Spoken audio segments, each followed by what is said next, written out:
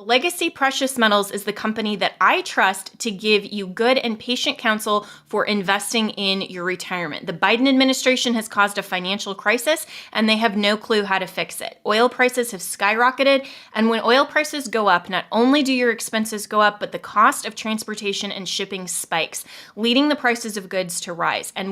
And we are already seeing record inflation. That's the last thing that we need. Our economy is in trouble, and you need to take steps to protect yourself. If all your money is tied up in stocks, bonds, and traditional markets, you may be vulnerable. So gold is one of the very best ways to protect your retirement. No matter what happens, you own your own gold. It's real, it's physical, and it's always been valuable since the dawn of time. Call Legacy Precious Metals today at 866-528-1903 or visit them online at legacypminvestments.com. That's legacypminvestments.com, where you can download the free investor's guide. You can also go to my Facebook page, Jenna Ellis. I am a public figure on Facebook, and I just posted yesterday a really great interview with the president of Legacy Precious Metals, who is discussing why you need to start your retirement account even if you're in your 20s or 30s. There is always a great time to protect your retirement and invest, just like you want to protect your health over the long term.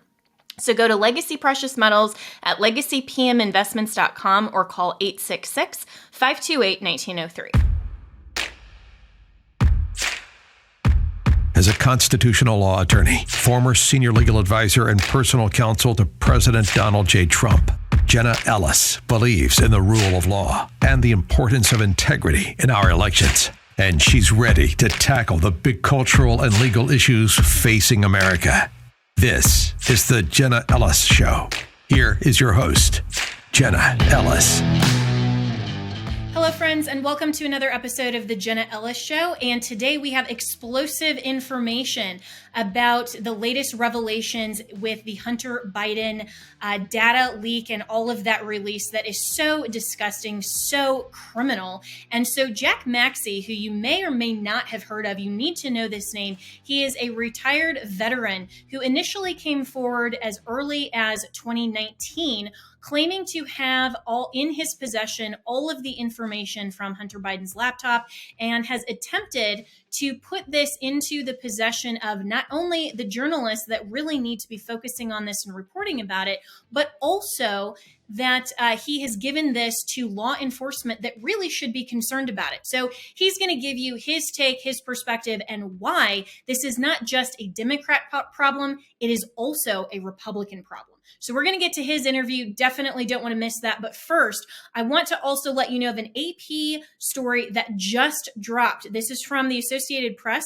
that Idaho Republicans are poised to reject the 2020 election results. This just came out today out of Boise, Idaho. This is quoting the Associated Press. The Idaho Republican Party will consider 31 resolutions at its 3-day convention starting Thursday, including one that was already adopted by Texas Republicans, that President Joe Biden is not the legitimate leader of the country. The Idaho resolution in the deeply conservative state, you can see this is the AP, of course, so they're trying to shade this a little bit, is that Donald Trump won with 64% of the vote in 2020 is nearly identical to the Texas resolution that was passed last month, stating, quote, "We reject the certified results of the 2020 presidential election, and we hold that acting President Joseph Robinette Biden was not legitimately elected by the people of the United States," unquote. The AP article goes on to say both the Idaho and Texas resolutions contend that secretaries of state circumvented their state legislatures, even though both states have Republican secretaries of state. So Jim Jones, a former Chief Justice of the Idaho Supreme Court, as well as a former Republican Attorney General, has called the resolution rejecting the 2020 presidential election results, quote unquote, asinine, noting that multiple courts, including the U.S. Supreme Court, rejected attempts to, and this is the phrasing that I hate, quote, overturn the election. So at least they understand that they rejected it outright and didn't even hear it on the merits. But this is a developing story, and so stay tuned right here to the Jenna Ellis Show, where we, of course, will bring you any of that news on election integrity issues. So my guest, though, on Hunter Biden and so much more is coming up right after this. Legacy Precious Metals is the company that I trust to give you good and patient counsel for investing in your retirement. The Biden administration has caused a financial crisis, and they have no clue how to fix it. Oil prices have skyrocketed, and when oil prices go up, not only do your expenses go up, but the cost of transportation and shipping spikes, leading the prices of goods to rise. And we are already seeing record inflation. That's the last thing that we need. Our economy is in trouble, and you need to take steps to protect yourself. If all your money is tied up in stocks, bonds, and traditional markets, you may be vulnerable. So gold is one of the very best ways to protect your retirement. No matter what happens, you own your own gold. It's real, it's physical, and it's always been valuable since the dawn of time.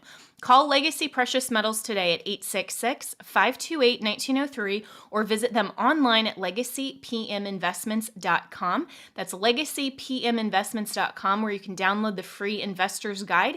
You can also go to my Facebook page, Jenna Ellis. I am a public figure on Facebook, and I just posted yesterday a really great interview with the president of Legacy Precious Metals, who is discussing why you need to start your retirement account even if you're in your 20s or 30s. There is always a great time to protect your retirement and invest, just like you want to protect your health over the long term. So go to Legacy Precious Metals at legacypminvestments.com or call 866-528-1903. Well, you've all heard about the laptop from hell, but also now there is the iCloud from hell. And of course, we're talking about Hunter Biden. And this may be even more disgusting and disturbing than you realize. So joining me now to break this down is Jack Maxey, who is a great American and has a lot more information about this. So Jack, thanks so much for coming on today. Thank you very much for having me. Yeah, really appreciate it. So what do you know about the iCloud, and will Hunter Biden ever be held accountable for this? Well, let's be clear. The things that were released on Saturday night were an iPad and an iPhone that were found on the erased side of the computer disk. We never went into the iCloud. I believe what you're reading about the Secret Service investigating something is another person who had a copy of the laptop. I thought I gave them a heads up about this person a year ago. I don't believe it's Vincent Kaufman, who was my programmer in Switzerland. Vincent Kaufman had, I would say, a spiritual and psychological breakdown, largely because he felt betrayed at many levels of the United States government, the United States media. He felt that his integrity was being questioned. It's very clear that Hunter was sexually abusing his niece. I think it's now clear as people look through that iPhone that he was grooming other girls. This is something that I would never in my life have released. He did it 100% without my permission. He was not supposed to still be in retention of any of this stuff. The Swiss government's listening. He told me that he used a server that I purchased over in Switzerland to do this, and also claimed that he had dead man switches for other things. Now, the other things are another 100,000 plus emails, another 80,000 images and videos. If you look on that iPhone, all there were 672 images. I don't know how many were on the iPad. Again, I did not open them up, even though I have the capacity to do it, because of the high likelihood that there were vulnerable children on there. I think it's appalling what has happened. I think this should have been done by U.S. law enforcement or responsible media, all of whom have copies.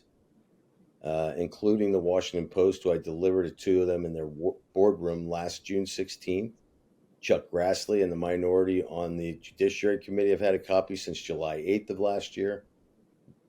Daily Mail's had one since March 3rd of last year. Swedish government's had one since January of last year, because Hunter had a spy inside their embassy complex on Pennsylvania Avenue.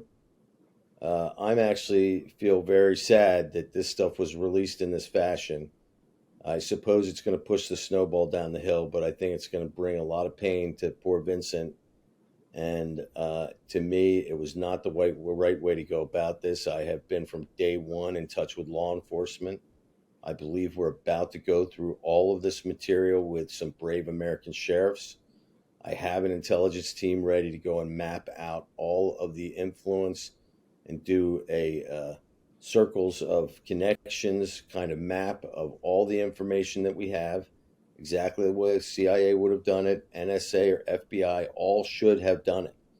So remember, Peter Strzok and his counterintelligence team at the FBI have had this laptop since the 9th of December 2019. This is before the first impeachment that little Pizzi testified in. So I think it's horrifying. I think it's very sad that an individual who didn't realize what he was really getting into probably, or just does not have the internal fortitude to have been able to handle it in a moment of utter and complete mental breakdown, did this. And to me, it's tragic. I deeply apologize for any of the young girls who are now being exposed. I apologize to their parents, but, you know, this is what happens when the institutions of America, from the United States Senate through the premier media companies of the United States, drop the ball.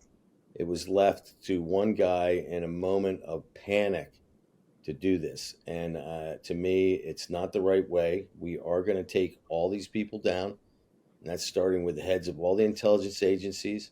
This is starting with the leadership in those agencies, the Department of Justice, FBI, CIA, DHS, State Department, all the same people who were betraying Trump from day one. And we're going to take it back, but this was not the right way to do it. And I would caution anybody from even opening up those files and certainly not sharing them, because if there is child pornography on it, each of you have committed serious felonies and likely risk ruining your entire lives. Well, Jack, this raises so many questions, and I appreciate you coming on to I think, draw some clarity on this that certainly I haven't heard before, because, we're all getting this secondhand from what the media is shading and wanting to report. And so you've articulated what you think should have been the correct, law enforcement function and way to go about this. But it is pretty clear that law enforcement, at least from the FBI, CIA side, is so heavily Democrat focused and in the Democrats' interest that they really don't want to touch this. And so what other way could there have possibly been other than disseminating this to the public, showing the truth about it and having transparency that would have gotten to this result of actually showing the depravity and criminality, it looks like, of Hunter Biden and ultimately of Joe Biden himself, if all of this, pedo Peter stuff is accurate. And I think the American people are just waiting for accountability. It is accurate. And I have been in touch with law enforcement. I mean, to be very clear, Jenna, without being offensive, I tried to brief the ex-president of the United States on this last February, and even his team wasn't interested. The only representative of the U.S. government who has ever reached out to me is Marjorie Taylor Greene. When Chuck Grassley and Johnson had their little press conference in January declaring that they have information that Hunter went to Kazakhstan in 2014 with Burisma without the Secret Service. Ooh, big story. I reported that before the election. And the fact of the matter is, the most important part of that email that they didn't reveal to the American people in January was that the purpose of the trip was to have a birthday party for Devon Archer, thrown by Massimov and the heads of Kazakhstani state security. And secondly, to have Massimov circle up the best oil and gas leases inside Kazakhstan for sale to CNOOC, Chinese National Offshore Oil Company. So maybe someone should go ask Grassley and Johnson why they've been sitting on this for over a year. Maybe someone should ask the Washington Post, because I showed all of it to Tom Hamburger and Peter Walston, the editor, in Kay Graham's boardroom on June 16th of last year. And the culpability is a little wide. To claim this is just the Democrats not doing their job is wrong. Washington City, D.C. is a broken town. I spent a few years there too. And I can tell you the whole place operates on blackmail. And I don't know what they've got on all these cowards, but it must be something, because they certainly have betrayed their oaths.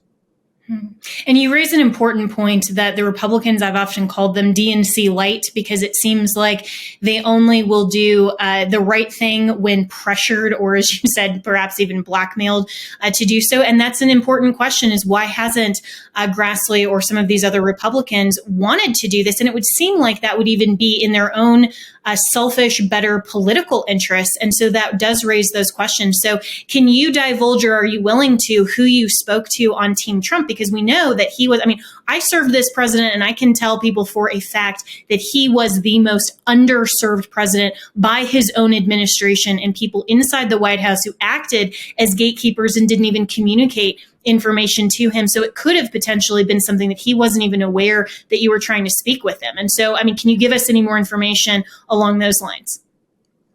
I can't give you the name right now but it was one of the people who went down with his transition team, who was the top aides in the White House. And frankly, why is it Marjorie Taylor Greene can chase me down and the ex-president can't? And frankly, Rudy Giuliani, his attorney, had a copy, so why didn't Trump do something when he got it? Same day I did. I mean, I'm not trying to be a pain here, but if we're going to fix this country, we better get some questions answered. And if anybody wants to know who was betraying us, how is it that Bill Barr and Mike Pompeo recommended Gina Haspel to replace Pompeo at CIA when she had been station chief in London when they were running the Russian collusion operation? So as far as I'm concerned, those two guys are untrustworthy too. Now, do I think Trump is untrustworthy? No. But he clearly makes some very bad choices in the people he chooses to surround himself by. And he clearly was obviously listening to people who were not giving him proper information. I mean, for example, Steve Bannon's had this thing for the same period of time I have. What has War Room Pandemic done on the laptop? Has Boris Epstein thrown out any blockbuster news that's going to break in 15 minutes? I've been doing this since the day I got it, and even more hardcore since the day I left War Room. So I'm a little tired of this all being a Democrat problem. This is a universal problem, and it's called cowardice. And I don't know. I said it last night in an interview. Maybe I just have a clean enough life that there's not enough bad things on me to blackmail me. And the fact of the matter is that's the way that town operates. Every single person who's come forward had to get my foot in their backside to do anything. The only reason the New York Times and the Washington Post came out and verified it was because I informed both of them that I was heading to Switzerland. And since they've had it for all this time, it's going to look really bad when they don't do something. And eureka, 3 days later, another day later, it's being entered into the Congress of the United States. All these people had it for a year and a half. So what has Marjorie Taylor Greene tried to do, and what would you like to see moving forward from any of these people who, and I think the American public would agree with you, that they are so sick and tired of Washington only serving its own interests, regardless of party, and not having accountability. I mean, I'm just a girl from Colorado who had an opportunity to serve the president. I fully agree with you that I am sick and tired of the way that the Washington swamp works on both sides, and that's why I'm an unaffiliated American voter now. And so I appreciate you raising this to people's attention and saying all of this about even the people that surround President Trump, because I've seen it myself. So what is Marjorie Taylor Greene wanting to do with this? What would you like to see done at this point? Well, Marjorie Taylor Greene contacted me when I was in Switzerland, told me that she would do anything that she could to help me. She has been helpful, but I don't need the help of the United States Congress, the United States Senate. I've reached out to great American sheriffs, and we're going to take care of business. I've got an intelligence team together, and we're going to map this thing just like CIA, NSA, DOJ, and FBI should have done the day they got it. For people wondering what happened to the copies that went to the FBI, they're sitting in their little counterintelligence office across the street from the Baltimore airport right next to NSA. The CIA office should really be called CIA office because the whole thing was manufactured by that scumbag Bush family after 9/11 in an act of utter cowardice and betrayal when they unified all this stuff. This is so that the FBI or the CIA can spy on Americans and not break the statute. Oh, it's the FBI doing it. They don't answer to the FBI. They answer to Langley. And they have now for almost 20 years. And so we've got a broken system. This whole thing is, as far as I'm concerned, a cover-up.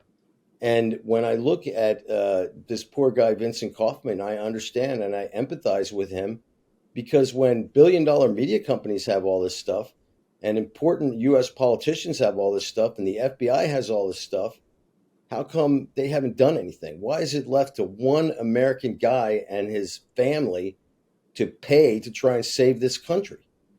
I mean, as I said before, As a child, I used to walk around here and look at guys walking down the street and be like, that's an American man. That's an American man. Mom, when I grow up, I'm going to be an American man. I feel like I'm the only American man right now outside of about a number of people I can count on two hands. And of course, everybody wants to get on board now. But where was everybody a year and a half ago? I wasn't anonymous. Mm-hmm. But certainly, I think there are a lot of Americans who are watching this right now who probably haven't even heard of the work that you're doing. And this is why I appreciate, this podcast network for being able to cover the stories that are really the most important things, because, the mainstream media, and really we just need to call it the propagandist networks, they're the ones that try to inform people of what they think is newsworthy, while, as you said, just covering up the true stories.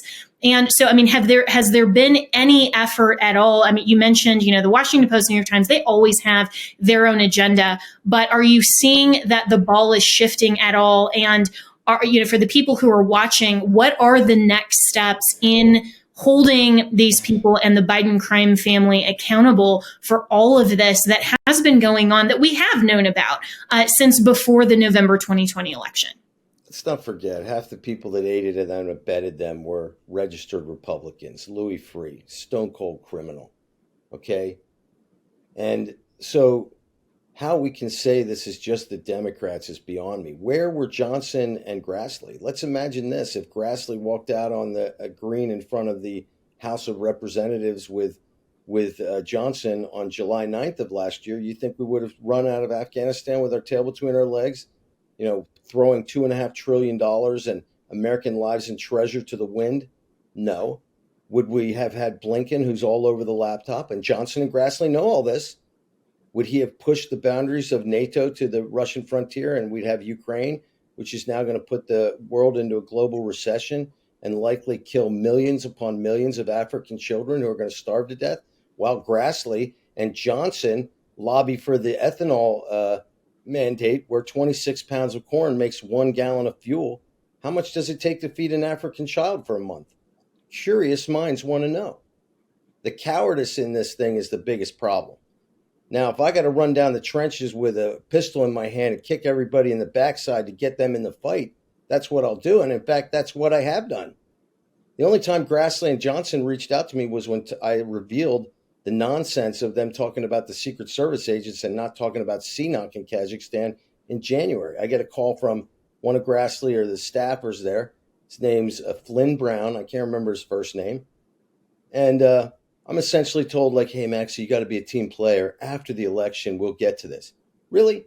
National security can wait till after these feckless Republicans can or cannot win another election? I told them quite bluntly to go blank themselves, because I'm not going to wait. And I found root certificates all over Hunter's laptop that gave him access to the Department of Defense in the first week in Switzerland. I called the U.S. Embassy seeking a face-to-face with the regional security officer. Identified myself, American citizen. Nothing. Took me a week to get anybody who would do anything about it, and it was a brave two-star, who got it shut down at the Department of Defense. I called David Weiss, the U.S. attorney in Delaware, 3 times. On the 3rd time, he said, oh, just give it to the FBI. Really? Give it to the FBI? Why don't, you're a journalist. Why don't you ask if the FBI's ever filed a 302 and put this in evidence? Because I can tell you they didn't. It was brave guys from military intelligence who came to me last year and gave me the heads up on metabiota. What is anybody doing? Now, am I saying that Trump knew all about this? Maybe not, but he darn well should have known about it. And if he was going to run again, he had better do as I recommended last year. Create a shadow National Security Council so you can walk in there and fire all the Vindmans on day one. And if he needs to know who he needs to fire at CIA, I can help him with that too. But somebody's got to take charge of this country. And I'm sick and tired, really, of rallies and people raising money and $250 million raised for the recount and not a single dollar to those 600. Nothing. They could have been pardoned. Why weren't they pardoned? You can't tell me they can't be pardoned, because Jimmy Carter pardoned 160,000 draft dodgers and people who missed movement to Vietnam. You know why they couldn't be pardoned? Because we had a leader who was more concerned with running for re-election again than he was concerned with saving 600 Americans who put all their faith in him. I wouldn't want that guy in my fire team. Selfish. Well, Jack, it is so frustrating, I think, to a lot of people, and they're resonating with everything that you're saying. And I really appreciate you coming on and giving us this background. And for people who may not know, how you kind of came on board into all this, just in the last couple minutes that I have with you here, can you kind of explain why this particular topic and this particular issue has been your focus over the last couple of years? Well, number one, I'm an American citizen who took an oath to the Constitution and has already offered my life to this country once. That still stands. I guess it's just a throwaway ceremony for the rest of them. And number two, I immediately found criminal activity and espionage and betrayal of our country the first day I looked at it. Now, what did everyone else do? Everybody else has sat on it. Everyone wants to pat me on the back and, gee, Jack, I was on Newsmax, like, this is the first time I've ever heard of you. Oh, I guess you didn't hear me all those times we were drinking beers and you were looking for jobs. Frankly, it's a bit frustrating. And now I have to go completely outside of the federal government, and I have to go to constitutional sheriffs, brave Americans, to take back this country. We're going to do it, but we're not going to do it with the help of, many of the people who claim to, look after our interests. And as I said, again, hat tip to Marjorie Taylor Greene. I interviewed half the people in that Congress and Senate in over 1,000 hours of live TV on Steve Bannon's show. Why was it Jack Maxey who revealed to the White House and everybody else that there was a SARS outbreak in China that I found on Christmas night of 2019, and the National Security Council didn't inform the president until January 6th? You got a broken system and broken people inside it, and half of them are on the take. And I'm just tired. I'm tired of watching these public servants run around like they're Silicon Valley millionaires. How'd they get that way? Because it certainly wasn't through honest and hard work. And I'm tired of watching the American people be grifted. I'm tired of watching hardworking people around this globe see a 10 to 15% haircut on their efforts by an elite that are protected by U.S. intelligence, global intelligence, and are essentially political hacks who are like leeches on the body of this great country that I love with my entire heart and soul. And I wouldn't have done this if I didn't have love for my fellow Americans and for the soil I was raised on and my grandparents are buried in. Well, Jack Maxey, thank you so much for coming on today and for explaining the history of this. And I think everyone can agree that we're tired of the swamp. We're tired of the two-party private interest system, and we're tired of the elites in Washington that aren't fulfilling their oaths, and they're not actually doing the functions of either congressional oversight of things that matter or even law enforcement in the executive. And so I agree with you that, our country needs to become America again. So thank you again so much for joining me today. Thank you. Let's take it all back.